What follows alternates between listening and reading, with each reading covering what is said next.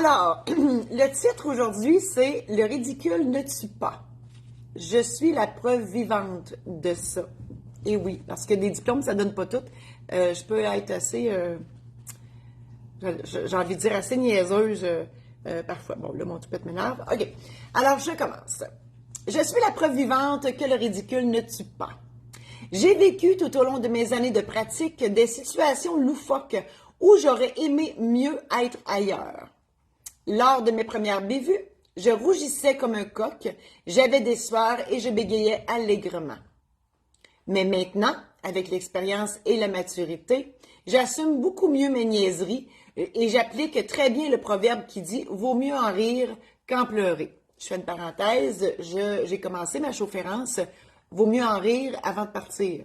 Si jamais il y en a des gens d'Amos et des environs, que ça vous intéresse de venir voir ça, c'est au Chac à tous les mardis jusqu'au 20 décembre inclusivement à 19 h. Les billets sont en vente sur mon site internet marie-josée-saint-laurent.com/chaufférence. Fermez la parenthèse. Une de mes premières bévues se passe un samedi matin. J'avais à peu près 2 ans de pratique à ce moment-là. Je reçois au bureau un couple d'amis, très important dans l'histoire, pour la signature de leur hypothèque dans le but d'acheter leur première maison. Ils étaient beaux à voir aller, amoureux, main dans la main, avec le sourire fendu jusqu'aux oreilles. Lui est vêtu d'un short blanc et d'une chemise bleu pâle avec un délicat motif de carotté. Elle porte une belle robe blanche en coton dont le tissu est brodé de marguerite. Un vrai beau petit couple comme on en voit sur les images insérées dans les cadres exposés en boutique qui nous incitent à acheter ces derniers. Parenthèse, c'est vrai, hein? Quand on va dans un magasin, mettons, je sais pas, un fleuriste ou quoi que ce soit, ou un photographe, il y a des cadres, puis dans ces cadres-là, il y a du beau monde de photographier, hein? Ça, c'est voulu, hein? C'est juste pour nous faire croire qu'on est aussi beau que les autres, puis ça va nous permettre d'acheter ces cadres-là pour mettre des photos de nous, puis on va paraître aussi bien dans le salon. Fermez la parenthèse. Une fois tous assis à ma table de consultation, j'explique au joli duo en quoi consistent leurs obligations en regard à leurs créanciers hypothécaires, c'est-à-dire faire les paiements mensuels, payer les taxes municipales et scolaires aux échéances prévues pour éviter que la propriété soit saisie pour le non-paiement des taxes, ça c'est pas drôle, maintenir l'assurance habitation en vigueur avec le créancier inscrit comme bénéficiaire, parce que le créancier verra sa créance remboursée par l'assureur, étant donné que sa garantie est partie en fumée. Donc, si la maison passe au feu, nécessairement, la compagnie d'assurance rembourse l'hypothèque. Ensuite, et d'aviser le créancier, oui, s'ils effectuent de grosses rénovations avec un entrepreneur. Ce dernier et les sous-traitants peuvent saisir la propriété et ils ont priorité sur le prix de vente en justice, oui. Voyons, moi te le dire, l'hypothèque, ça sert, quand c'est publié au registre, c'est publié au registre foncier, et si jamais les gens ne font pas leur paiement à l'entrepreneur, et tous les sous-traitants qui peuvent travailler chez vous, le registre foncier envoie un avis à ces gens-là, donc tous ceux qui ont travaillé chez vous, pour venir leur dire que en fait, pas, j'efface ce chemin-là. On envoie un avis aux créanciers hypothécaires, comme de quoi que ils n'ont pas payé, parce que l'hypothèque de la banque passe avant les entrepreneurs et tout ça, donc c'est ça. Alors bref, on faut aviser ces gens-là pour qu'ils soient payés finalement. Lorsque la besogne notariale est terminée, on commence à bavarder de tout et de rien, parce que ça faisait longtemps qu'on ne s'était pas vu. On devait se mettre à jour des derniers développements dans nos vies respectives. Ben oui, là, tu sais, il y a tant de mémorages à faire dans une vie, il faut les faire. Et là, je fais une parenthèse au niveau de ce que je viens d'expliquer, au niveau des obligations par rapport à une hypothèque, tout ça. Je vous invite à vous procurer, si vous achetez une maison, le programme en ligne « La trousse protège-toi ». C'est un programme en ligne que j'ai préparé pour vous aider à vous faire une tête sur tout ça, là, tout ce que ça implique, l'achat d'une maison, l'emprunt hypothécaire, l'agent d'immeuble, etc. Je parle de tous les intervenants, toutes les étapes à suivre pour acheter une maison. C'est fait pour quelqu'un qui achète une première maison ou quelqu'un, ça fait tellement longtemps qu'il a acheté sa maison qu'il ne s'en rappelle plus comment ça marche. Et c'est disponible sur marie-josée-saint-laurent.com/programme en ligne. Au bout d'une trentaine de minutes de jasette et quelques mois racontés en détail, mes clients amis s'en vont tout heureux et moi aussi d'avoir renoué avec eux. Ça, c'est des vrais amis. Hein. Ça fait longtemps qu'on ne s'est pas vu, mais quand on se voit, c'est comme si on ne s'était jamais quitté. Ça, c'est des vrais amis. Et ça, on les compte sur les doigts d'une main seulement. Aussitôt les clients sortis de mon bureau, ma petite voix Oui, moi j'ai une petite voix dans la vie. Je ne suis pas schizophrène, ma petite voix est ici, elle est à ma droite et elle me parle tout le temps. Puis si je l'écoute pas, je suis dans la merde. Fait que c'est ça. Fait que faut que je l'écoute. Donc ma petite voix me dit de vérifier si les papiers ont été signés. En y repensant bien, je n'ai pas de souvenir de les avoir vus apposer leur signature sur le contrat. Je regarde la dernière page de l'acte, pas de signature. Je me dis, merde. Peut-être que dans la vraie vie, j'ai dit d'autres choses. Là. Je pars à la course dans les escaliers pour atteindre le rez-de-chaussée en espérant qu'il ne soit pas déjà reparti en voiture. Par chance, dès ma sortie sur le trottoir, je les aperçois marchant tranquillement, main dans la main vers le stationnement du centre d'achat qui se trouve de l'autre côté de la rue, en face de mon bureau. Je me mets alors à courir de plus belle dans leur direction en criant « Vous avez pas signé! Vous avez pas signé! » Une vraie folle. Hystérique, trop énergique pour un samedi matin. En entendant mes cris, ils se retournent tranquillement en me dévisageant avec un gros point d'interrogation dans la face, ne sachant pas ce qui se passe. C'est sûr que les autres, ils devaient se dire « C'est qui la folle qui crie après nous autres? Là? Qu'est-ce qui se passe ce matin? Samedi matin, il est 9 h à peu près. Là. » À bout de souffle, je leur explique que j'ai oublié de les faire signer et eux de me dire qu'ils se posaient justement la question à savoir s'ils avaient signé quelque chose. Ils suivaient plus que moi, eux autres. Là. Nous avons bien ri en retournant au bureau. Par chance, ces clients étaient mes amis et ils n'ont pas fait de chichi avec ça. Au contraire, ils se servent de ça pour se moquer de moi à chaque occasion que l'on se rencontre. Imaginez si cet épisode s'était passé, oui, avec des inconnus. Ish. Pas sûr qu'ils m'auraient fait confiance pour la suite. La morale juridique de cette histoire, un contrat notarié n'est jamais conclu tant qu'il n'est pas signé. Effectivement, pas de signature, no money, no candy, t'as pas signé, c'est pas appliqué. La morale philosophique de cette histoire, peu importe la méthode pour arriver à nos fins, aussi ridicule soit-elle, c'est sûr. L'important, c'est d'atteindre l'objectif. Hein? Machiavel a compris ça. Je poursuis parce qu'il y en a d'autres. Je ne sais pas si... OK. Je voulais voir s'il y avait des gens déjà qui me donnaient leurs commentaires. Vous pouvez me donner vos commentaires. Hein? Moi, je prends tous les commentaires sur la notaire ou sur la fille qui est pas son affaire. Je prends tout. On est là pour avoir du plaisir. La prochaine sottise que je vous raconte est encore plus embarrassante. Imaginez, je devais aller faire signer un contrat au nouveau directeur général d'une entreprise amossoise dont les bureaux se situent à environ 500 mètres du mien. Alors que je pars avec ma valise pour aller rencontrer monsieur le DG, je décide d'y aller à pied, étant donné la courte distance à parcourir. Ce matin-là, le temps est un peu frisqué, car c'est l'automne. Je me dis que j'aurais pu mettre un manteau en partant de la maison, mais bon. Donc, j'arrive à destination, je m'annonce à la réceptionniste qui me fait asseoir dans la salle d'attente. Je me sens un peu fébrile car ce sera la première fois que je rencontrerai ce monsieur et je n'ai aucune idée de son identité. Il faut dire que l'ancien directeur général était en poste depuis toujours, alors j'ai hâte de voir si le nouveau, entre guillemets, est capable de chausser les souliers de l'ancien, entre guillemets, ce qui n'est pas évident à mon avis. On dit parfois, on n'a jamais une deuxième chance de faire sa première impression. J'ai raté mon coup ce matin-là, croyez-moi, sur parole. J'étais perdue dans mes pensées quand la porte du bureau s'est ouverte et j'ai sursauté. Je suis restée bouche bée de voir ce monsieur Pincourt mesurant près de 7 pieds et très imposant. Méchante différence avec monsieur Gagnon qui était beaucoup moins grand et plus mince. Ouf! C'était très intimidant. Monsieur Pincourt est beaucoup plus jeune que son prédécesseur et sa stature de géant détonne avec sa baby face. Je vais toujours m'en rappeler, c'était un géant et il avait une baby face. Ça détonnait tellement. Il m'invite à entrer dans son bureau. Nous faisons les présentations d'usage et je m'assois sur le bout de la chaise en mettant ma valise sur mes genoux pour l'ouvrir et prendre mon dossier. La valise ouverte, je me rends compte qu'elle est vide. Elle est vide! Croyant que ma secrétaire avait mis mon dossier à l'intérieur comme à l'habitude, je n'avais pas vérifié. faut dire que j'ai envers elle une confiance aveugle. Manon, elle ne travaille plus avec moi maintenant, mais effectivement, Manon, je me fiais dessus tout le temps. Si je ne l'avais pas eu, je ne serais pas ici. Mes aïeux. Imaginez-moi caché en arrière de ma valise ouverte et M. Pincourt assis de l'autre côté du bureau attendant que je sorte le dossier. Je voulais mourir de honte. J'ai refermé ma valise, dévoilant ainsi à mon vis-à-vis mon visage rouge pivoine. J'avais chaud. Je me suis excusée de ne pas avoir vérifié avant de partir si j'avais tout en main pour opérer. Entre guillemets.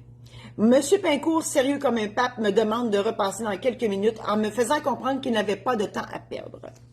Je suis donc sortie du bureau en me confondant en excuses jusqu'à la sortie principale en disant au passage à la réceptionniste que je revenais dans quelques minutes sans lui expliquer pourquoi. J'ai couru les pattes aux fesses, c'est vrai, jusqu'au bureau, question de ne pas trop perdre de temps et parce qu'il tombait un crachin froid. Un crachin, là, c'est comme, tu sais, moi, c'est plate, là, c'est comme pas des vraiment, c'est comme un spray, là. C'est pas le fun. Ça fait friser les cheveux.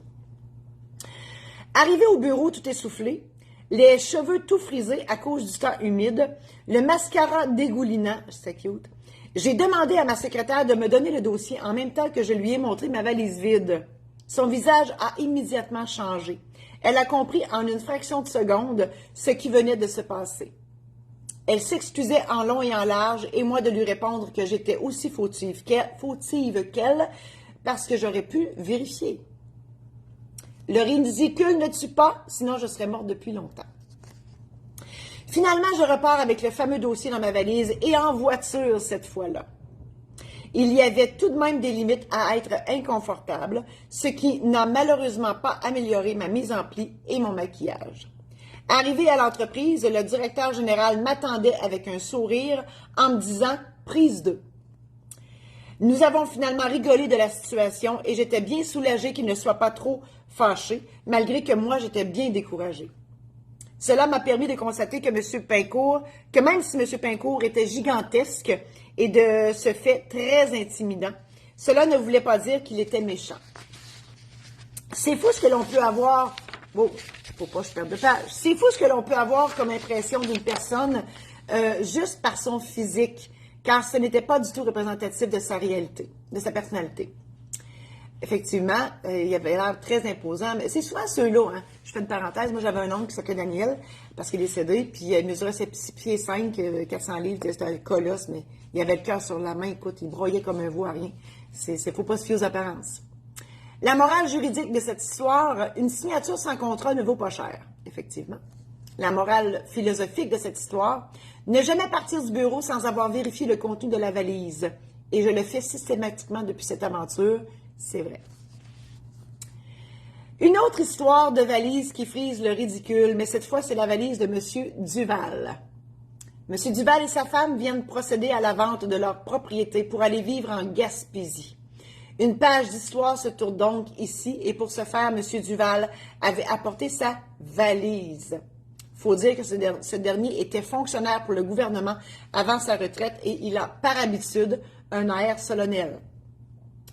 De petite taille et frêle, M. Duval a les cheveux noirs, il se les teint, c'est évident. Il porte des petites lunettes sur le bout de son nez, une chemise blanche à manches courtes et un pantalon noir propre. Bref, comme s'il allait au travail. Les traits de son visage sont figés. Il a les mâchoires serrées par le stress de la transaction. J'ai eu un sourire quand je l'ai vu arriver, car il avait un peu l'allure d'un notaire, mais avec son sérieux. Il me faisait penser à Charlie Chaplin, c'est pas compliqué. Quant à madame, elle est vêtue d'une belle robe à fleurs roses et oranges en coton du type T-shirt, assez propre pour aller en ville, mais pas assez pour aller danser. Là, j'ai une fenêtre qui vient de s'ouvrir sur mon ordi. Où j'étais rendue avec tout ça pour aller danser. Oui, c'est ça. Son visage démontre des signes de tristesse.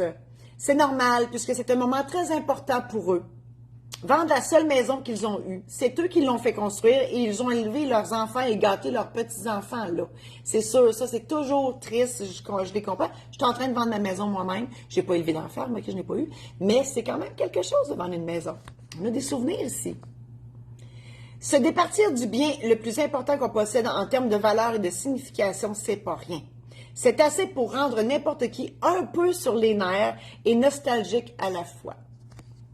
On s'assoit donc à la table de consultation avec les acheteurs qui sont de la génération Y, c'est-à-dire jeunes, beaux et insouciants.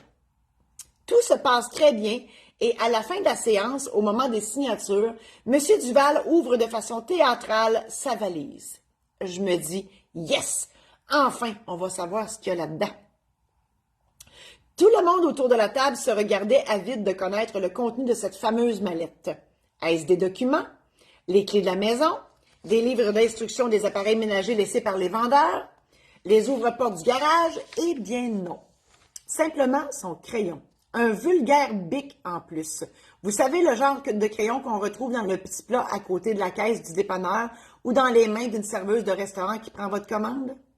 Ils sont bien anodins, ces stylos, mais n'empêche qu'ils sont les meilleurs. Avec toute cette mise en scène, il aurait pu se forcer en sortant un beau crayon de marque Montblanc ou Parker. Moi, je n'ai un Parker, je l'ai eu en cadeau en sortant de l'université, je ne l'ai jamais utilisé, ça écrit mal. Moi qui croyais que sa valise contenait quelque chose d'important, eh bien non. Déception totale, la valise était vide. Constatant le ridicule de la chose, je me suis mis à rire, mais d'un fou rire que je ne pouvais pas arrêter. Tous les quatre me regardaient avec un air bizarre, je comprends, j'étais crampée de rire, j'en broyais. Pas capable de dire pourquoi que je riais. J'ai dû expliquer pourquoi je trouvais ça drôle et j'en ai profité pour demander à M. Duval, pourquoi avez-vous apporté votre valise vide? Vous auriez très bien pu mettre votre crayon dans votre poche de chemise. Et M. Duval de me répondre avec une expression que je qualifierais de premier ministre, « Je traîne toujours ma valise dans les moments importants. » J'espère qu'il ne l'avait pas à son mariage. Ça ne m'étonnerait pas. La morale juridique de cette histoire, tant qu'à amener une valise chez le notaire, mettez-y donc votre ancien contrat d'achat, votre certificat de localisation si vous en avez un, les comptes de taxes municipales et scolaires actuels, l'acquéreur consignera les paiements de ceux-ci et les clés de la maison. Vous remettrez le tout aux nouveaux acquéreurs. La morale philosophique de cette histoire, une page d'histoire tournée laisse place à une page blanche et une valise qui ne demande qu'à être remplie de nouveaux souvenirs. Voilà. Écoutez, c'est des vraies histoires qui se sont réellement passées dans mon bureau. Je ne sais pas si vous voulez réagir à ça. Moi, j'aime toujours ça, avoir des commentaires de vous, des questions. Sinon, ben écoutez, ça m'a fait plaisir de partager ça avec vous. Ces livres-là, je l'appelle ma trilogie de la maîtresse. J'en ai écrit 3. Celui-là, il est dans le premier tome, Les mémoires de la maîtresse. Le deuxième tome, ça s'appelle La maîtresse récidive. Et le troisième tome, Les secrets de la maîtresse. Et là, vous pouvez vous demander pourquoi la maîtresse. C'est simplement parce que c'est le féminin de maître. Dans la période où j'étais notaire, où je pratiquais, je n'ai jamais assumé ce titre-là. Je trouvais ça trop prétentieux. J'avais l'impression d'être en haut du building et tous les gens étaient dans le sous-sol. Puis moi, ben, j'ai le vertige sur un escalier de 3 marches. Donc, vous comprenez que en haut du building, j'ai le mal de cœur. Et sérieusement, pour moi, maître, c'était trop prétentieux. Et à la blague, j'ai décidé. Donc, la vraie raison pourquoi le mot maîtresse, je ne vous dévoile pas le secret, c'est dans le tome 1, dans les premières pages du livre. Ces livres-là sont disponibles soit séparément ou ensemble sur le site de la maison d'édition Saint-Laurent.com. Oui, parce que je suis auteure, je suis aussi éditrice et je suis désolée pour ceux qui aiment le terme autrice. Je suis pas capable de dire ça dans la vie, moi. Je trouve que ça a l'air du nom d'une maladie. Moi, c'est auteure ou écrivaine. Mais écrivaine, j'aime pas le V dedans. Écrivaine, le veine m'énerve. Auteure. Je vous invite aussi à visiter mon site internet marie-josée-saint-laurent.com où là, il y a des nouveautés dedans. Là, OK? Là, il est vraiment top notch. Là, je suis bien contente. Je parle des programmes en ligne. Ensuite, de mes chaufférances, parce que je suis actuellement en résidence à Amos, au bar au Shack pour ma chaufférance. C'est pas un show, c'est pas une conférence, c'est une chaufférance, c'est un petit quelque chose entre les deux. Non, un grand quelque chose entre les deux. Vaut mieux en rire avant de partir. Les billets sont en vente sur l'onglet chaufférance. J'ai aussi mes livres, vous pouvez aussi les voir là.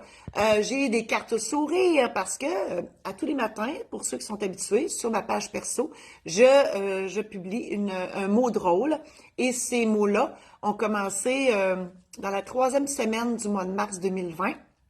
quand la Terre a arrêté de tourner avec la pandémie, moi, je me suis dit, qu'est-ce que moi, je pourrais faire pour mettre du soleil dans la vie des gens et le tout sans prétention, en toute humilité. Et j'ai commencé à écrire des mots drôles et je n'ai pas cessé depuis. Et j'offre ces mots drôles-là, soit à des gens qui veulent mettre ça dans un cadre numérique sur un meuble du salon. Puis quand les gens sont là, ben ça se peut que vous avez de la visite, ben ils regardent ça. Durant le temps que vous allez chercher leur drink à la cuisine. Ça peut être aussi pour tous ceux et celles qui ont une salle d'attente. Ça prend un écran et c'est une clé USB ou un lien Internet que je vous envoie et vous mettez ça là. Et durant le temps que les gens patientent, ben ils sont pas en yarbe après vous parce que ça prend trop de temps, vous êtes en retard dans votre horaire. Ils regardent ça puis ils se mettent à rire. Alors ça, c'est une chose aussi que vous pouvez vous procurer. Et il y a aussi les biographies, parce que oui, dans la vie, j'écris des biographies pour ceux et celles qui veulent partager avec d'autres leurs expériences, parce que, puis là que c'est le temps de pas être trop humble, OK? C'est sûr que nous, on se voit pas aller, hein. On ne se voit pas aller, fait que, mais les autres, ils vous voient aller. Puis ça se peut qu'il y ait des gens qui disent Caroline devrait écrire ses mémoires, mais ça serait le fun de lire ça. Donc, je fais ça pour vous. Ça peut être pour une personne, une famille. Ça peut être pour une entreprise, une organisation, un club social, name it. Donc, tout ça est là, toutes les informations sont là. Et bien évidemment, le dernier onglet, ce sont les cérémonies, parce que je fais des cérémonies de mariage. Et curieusement, je fais une parenthèse, je suis maître de cérémonie de mariage, maître de cérémonie de funérailles et de mise en terre, maître de cérémonie tout court. Et quand je dis maître, dans ce cadre-là, ça marche. Je trouve pas ça prétentieux. Mystère. Donc là, je regarde si vous avez partagé des choses. Ben non, personne ne me parle. Ben coudonc, je vous remercie infiniment d'avoir assisté à cette lecture. Et je dois vous dire aussi que tout ça, tout ce que je vous partage sur Facebook, je fais aussi une chaufférence humoristique de ça. OK? Là, c'est pas de la lecture comme je le fais là, mais je raconte à la manière, si on veut, de Jean-Marc Parent. Ce que vous avez remarqué, je fais énormément de parenthèses dans la vie. Donc, ça, c'est un show que, éventuellement, je vais être en tournée avec, mais vous pouvez le commander aussi si vous avez un événement à organiser puis il vous manque 2 heures dans votre horaire à combler, ben je peux, avec plaisir, combler ces 2 heures-là. Voilà, c'est tout pour aujourd'hui. Je vous remercie infiniment et on se voit la semaine prochaine.